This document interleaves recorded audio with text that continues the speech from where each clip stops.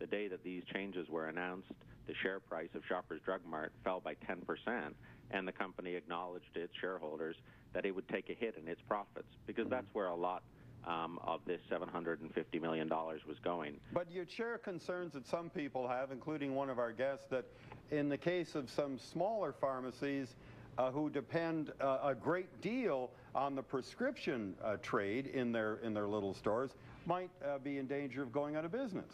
It's clearly vitally important that the government follow through on its promise, and what it has promised to do is to pay those pharmacists directly for providing those services.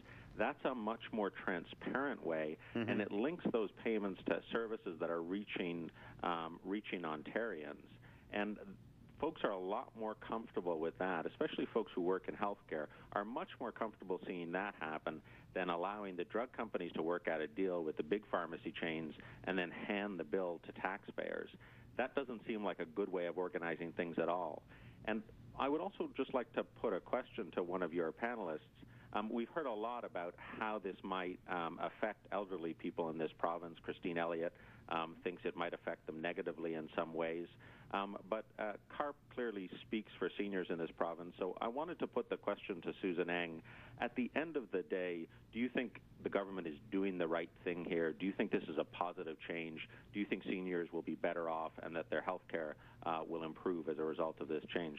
Ian, thank you very much for your question. Thanks for your call. Well, thank you for the question. Not only do I think that this will help seniors here in the province of Ontario, whose drugs are in fact covered by the province, but also our members do. As you might know, we have 350,000 members across the country, and we poll them about this very thing. And usually we get 3,000 to 5,000 people who answer our polls, and this time we got 2,000 here in Ontario answering the poll, which is an awful lot, exactly the demographic we're talking about. And normally we get 50, 60, 70% support. This time it was 91% support for all the points that I've made tonight. You know, the fact that the costs will go down, they disagree with the rebates, they think it's fair to pay the pharmacists what they provide in terms of services, and they think that the pharmacy chains are being disingenuous. Okay, let me just go back on one point. We talked about $100 million, and I believe Deb Matthews used this figure and has been using it right along. $100 million, I guess that's the top line of the budget, going back to pharmacists for services. So then maybe part of the problem here, and Ben Shanuta might agree with this, that $100 million figure's got to go up. Would that not help protect the interests of seniors as well as offer some reasonable return, especially for small pharmacists? Ben Shanuta. It has to go up.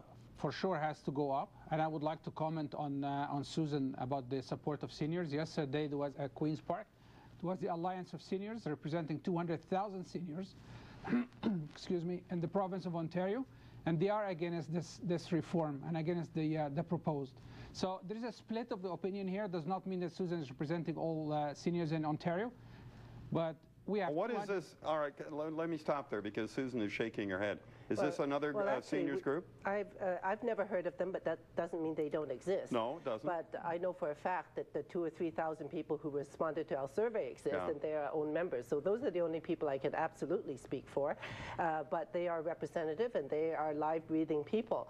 This other group, I did ask at the ministry and so on as to who they are, and no one seems to know. But I know that they have a PR firm working for them, so I'm sure that they can. The seniors group has a. Apparently so. So they can certainly disclose who they are. Oh, but I don't know of them. And I'm surprised to hear that. I'm surprised to hear that because this association, the Alliance of Seniors, represent 20 organizations and the big list of associations. And there was on Queen Park yesterday. But it doesn't matter. Let's not battle over. I mean, that's not going to get us anywhere because everybody's going to have their opinions on that. Yeah, the fact is, we are not against reduction of prices of medication. We're not against elimination of professional allowance. I think the key question here everybody is avoiding to answer is the government willing to pay the real cost of filling the prescription? If the government is willing to do it, I personally don't care whether it's through PA or through the government. I prefer direct payment from the government.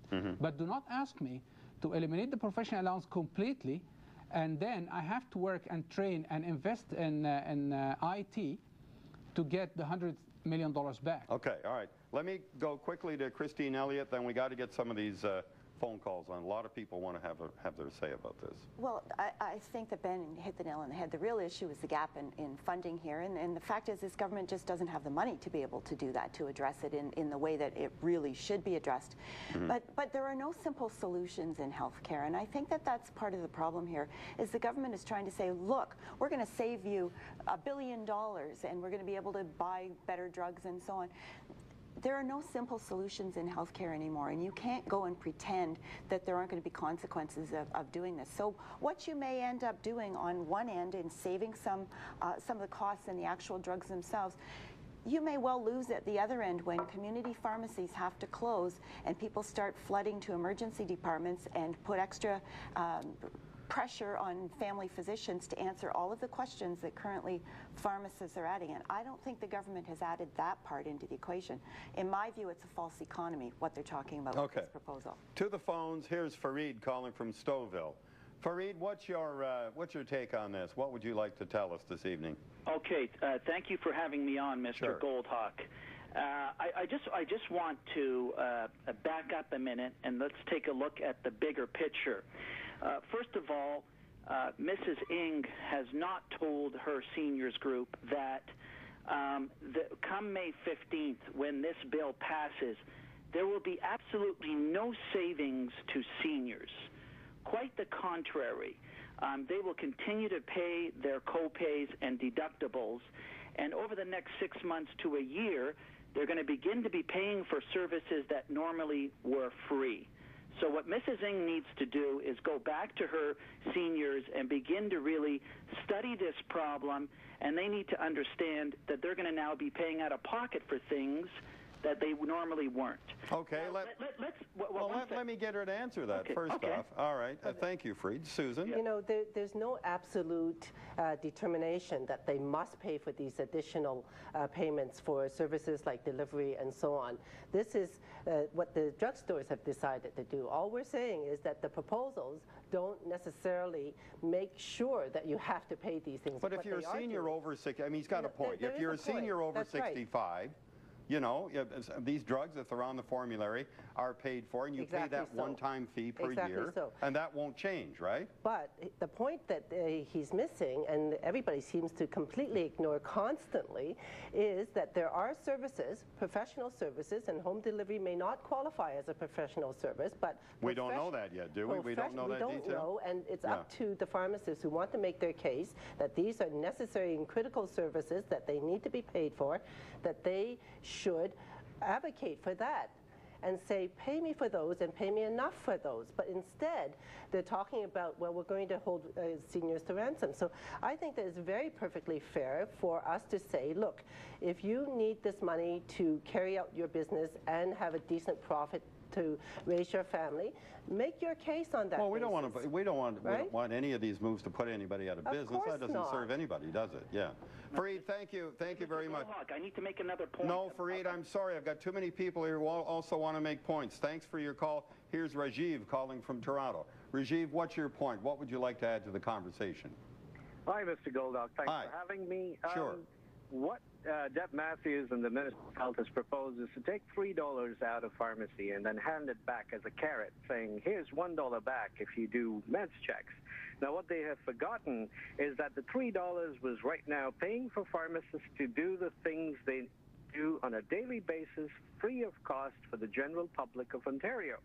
A young mother comes in with a little child crying his head off, oh, my child's got a earache. The pharmacist will walk out of his counter, spend 15 minutes talking to this mother, help her with a ear medication, and off she goes. She goes home. And under the new regime, that won't happen?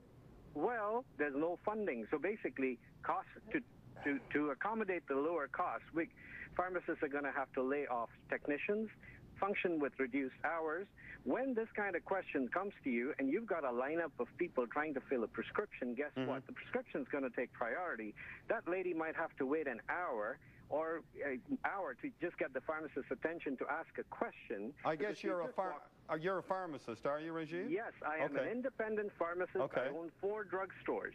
And I know the reality and the dynamics of this healthcare profession for the last 15 years. Susan Ng has answered some questions, but truly, she does not understand the day-to-day dynamics and the workings of the healthcare system as relevant to pharmacy. Now, this young mother is going to be forced to go to the emergency, so will thousands of people every day. Or they're going to go to a walk-in clinic. Now, thousands of people are going to be forced to go to emergency rooms because of this? To walk in.